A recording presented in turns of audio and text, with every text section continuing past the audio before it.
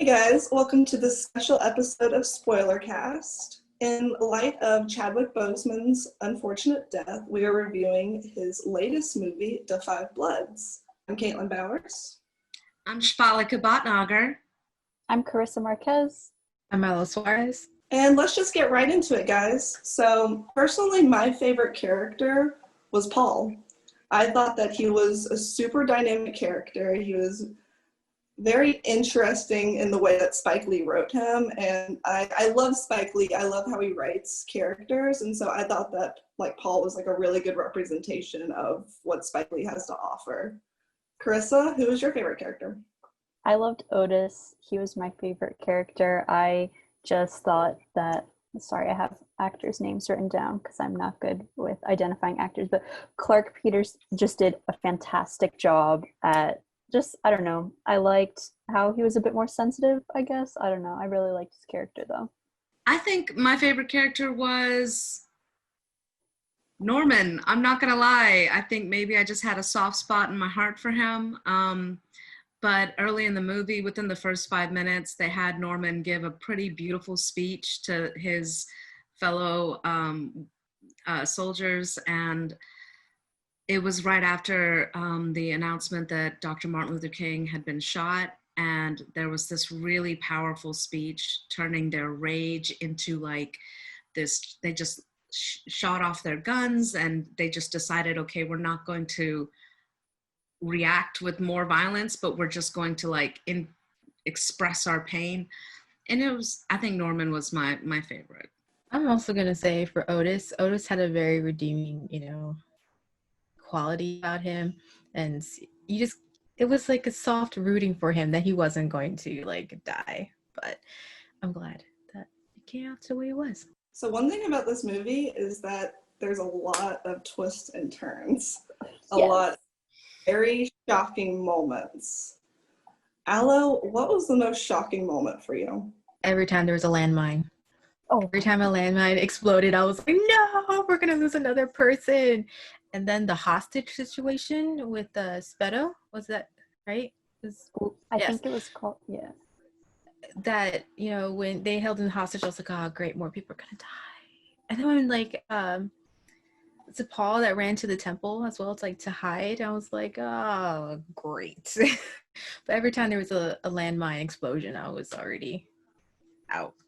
Same. It was the first landmine explosion with Eddie. I jumped in my seat watching it just because I didn't, and he was in the middle of talking too. He was in the middle of talking to them and just telling them you guys, we have to love each other. And he's walking back and I started crying. I did. Yeah, that one, it was hard for me too. I really, really liked his character, and I just completely was not expecting it. No. Sheifalika, were you expecting it?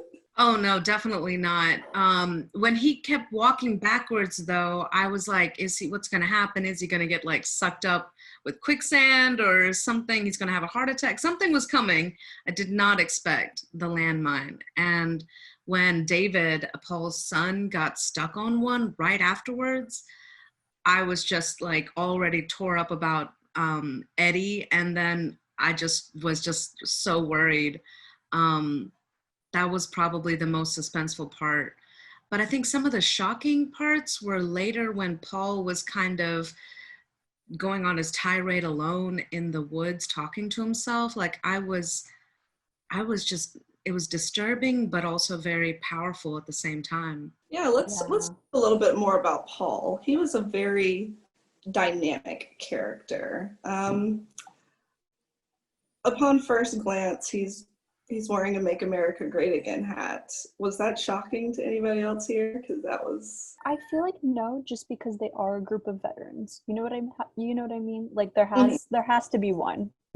So just I think that added, and then just how the hat goes around different people throughout the movie, especially at the end. It left with, it was I feel a lot more symbolism than it was just I'm wearing a hat. I mean, yeah. I would say that Spike Lee is always political. Everything Spike Lee creates. And so having Paul with the America Great Again, and knowing that he's suffering with PTSD, it showed that he was longing for the early days, and in longing for the early days, it killed him. So Yeah. it's like that, how would you say that? Like that metaphor, perhaps for in this political, especially since we're in a campaign year, and the relief. I think just Spike Lee always is a man of double meaning. I think Spike Lee did an incredible job kind of bringing the past into the present, and all of those cutaway old footage clips was just so interesting. It just made the movie so dynamic. I can't tell if this was like a political movie or an action movie or a drama. I mean, it was just all things Spike Lee. It was definitely a Spike Lee joint. Yeah, so with the flashbacks, I'm sure we all noticed, obviously, that the characters stayed the same age in the flashbacks, although Storm and Norm was the appropriate age. What do you guys think that added to the movie? At first, I thought they were having flashbacks. Like, I thought that was the PTSD, like us going in their minds, like this is like what they're thinking now when they're walking across this road that used to be this jungle or something like that.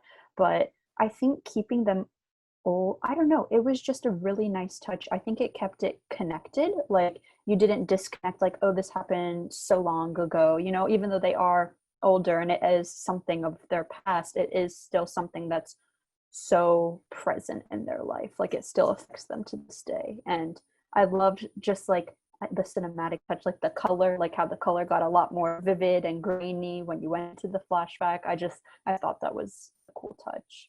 That's a good point. I didn't realize that. You're right. The color did change. Mm-hmm. Wow. I thought it was really, it was something I've never seen in a movie before. I'm not sure why, but in a way it speaks to the fact that Storm and Norman will always and forever be a part of the Five Bloods. But when somebody dies, that's how you remember them, is who they were at that age, and time stands still for them in their memory. But you get older and you grow old, and when you remember yourself in those old positions, you don't remember your younger self necessarily. Like, I think that was so visually poignant to bring the older men back into the past where Norman was young and they're old, and they're still reliving those memories. In a way, his death during the war froze him in time, and that's often how it feels when we lose our loved ones. Yeah, so there's no denying that Chadwick Boseman did an amazing job in this film. Storm and Norm, as a character, had a huge impact, as you said, Sheifalika, on the rest of the people in his crew and the main characters of the film. Carissa, what were your favorite moments with Storm and Norm? Everything, but like, I know you can't say that. I think a lot, like, just what I really liked was when he was talking to them, and like when he was just like kind of like reciting scriptures and stuff to them, like being like, just like when he was like, like, we live, like, I'm pretty sure Storm and Norman said this, but he's like, God is love and love is God. And just like, it was either him or Paul that said that, or the scene when they were together. And that was just like, I don't know, like, it got me emotional. Like, I just really, because how we were saying, like, it's all so political, you know what I mean? It was like a wake-up call, like, to just like, not necessarily, well, everything that's happened in the past, but things that still continue to happen. And just for him to bring up that point that he was saying in the 60s that's still so relevant today, that hit me. I really like that. And then I like the parts where he was like a bit more funny, and like you saw like his humor and sarcasm, and that was cool too, like just really making him real. I think I definitely, just like Carissa, I was moved when Paul and Norman were in the woods at the end of the movie. And I think at that point, we finally saw the flashback where Paul had accidentally killed his friend. And that grief, and I think that's really what ate him up all those years. When Norman gives him a hug, I believe he is the one that says, God is love, love is God, and I forgive you. You know, like I forgive you, blood. I died for you, blood. You know, it's just that moment and the hug that they had together. Oh my gosh, I was crying for sure. And it actually kind of reminded me of Black Panther when Chadwick goes into the afterlife to see his dad. And there's like this nice purple haze and this pink, I don't know, environment. It was moving and beautiful. So the ending. How did we feel about the ending, guys? Pretty interesting, you know. There's still gold left in the woods. I believe Paul's backpack is still somewhere there in the woods. But the Vietnamese tour guide, Vin, I believe his name was, he was able to put his share of the gold into his business. And I believe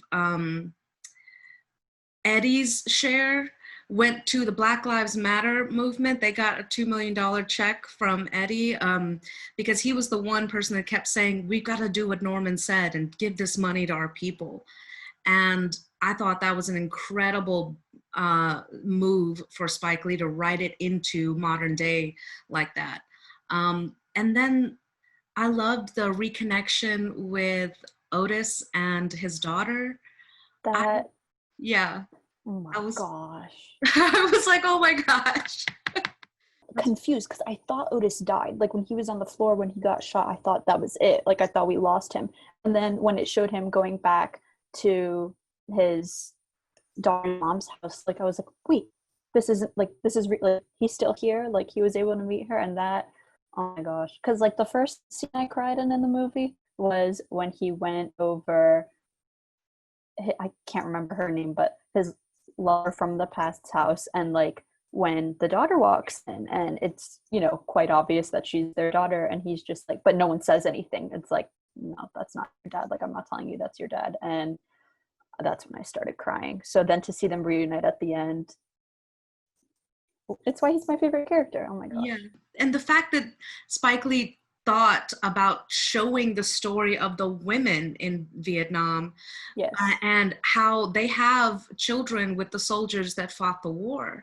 And many of those kids, whether the soldiers were black, white, brown, doesn't make a difference. Those children became like ostracized by the Vietnamese culture after the war. And so, I mean, but it's beautiful though to see that the family connection there, the history, that I think that was just a great move. It really humanized both the Vietnamese and the soldiers. Unfortunately, Aloe's internet went out, so she's not able to give her rating. But out of us three, I suppose Spinnaker in general gives this film a 5 out of 5 sales. So go check it out.